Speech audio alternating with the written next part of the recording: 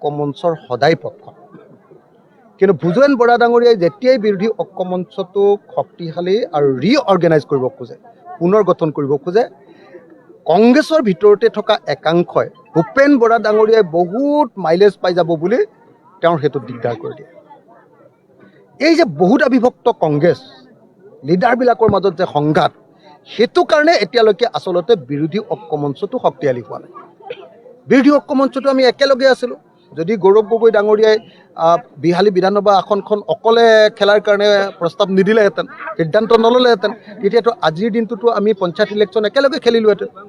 কিন্তু দুৰ্ভাগ্যৰ কথা যে এজনে বিচাৰিলে আনজনে নিবিচাৰে, আনজনে বিচাৰিলে সিজনে নিবিচাৰে। এই যিটো কংগ্ৰেছৰ ভিতৰৰ যিটো আন্তঃসংঘাত, এই আন্তঃসংঘাতটোৰ কাৰণে আচলতে আমি বিজেপি বিৰোধী সংগ্ৰামখন বেছি দূৰ আগুৱাই নিব পৰা নাই। মই সেইকাৰণে বিনম্ৰভাৱে প্ৰাৰ্থনা জনাইছোঁ। মইতো ৰাহুল গান্ধীকে কৈছিলোঁ, আচলতে ৰাহুল গান্ধীয়ে মাজতে মাতি নিছিলে, খুব ভাল হৈছিলে। এতিয়া স্পষ্টকৈ ৰাহুল গান্ধী ডাঙৰীয়াই কৈ দিব লাগে যে চব তোমালোক একলগ হোৱা আৰু একেলগে তোমালোকে বিজেপিক পৰাভূত কৰিব পৰা ষ্ট্ৰেটেজি তৈয়াৰ কৰা।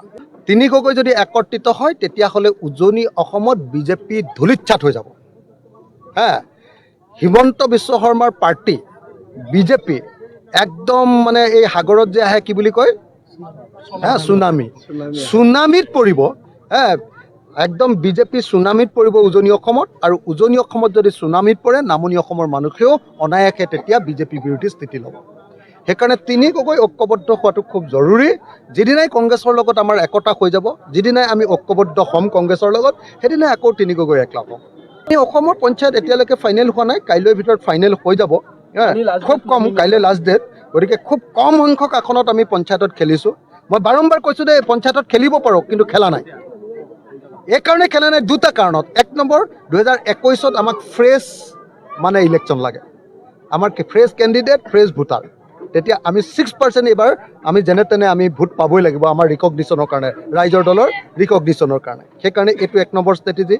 দুই নম্বৰ কথাটো হ'ল যে আমি পঞ্চায়ত ইলেকশ্যনত এৰি দিব খুজিছোঁ বাকী দলবিলাকৰ কাৰণে। যদি আমিও দি দিওঁ, কংগ্ৰেছেও দি দিয়ে, অন্য পাৰ্টীয়েও দি দিয়ে, তেতিয়াহ'লেতো কোনোপধ্যে মানে বিজেপিক হৰুৱাব নোৱাৰি। গতিকে বিজেপিক হৰুৱাৰ স্বাৰ্থত আকৌ এবাৰ আমি ত্যাগ কৰিছোঁ যে ভূপেন বৰা ডাঙৰীয়া আমাৰ বিৰোধী ঐক্যমঞ্চৰ সদায় পক্ষত। কিন্তু ভুজেন বৰা ডাঙৰীয়াই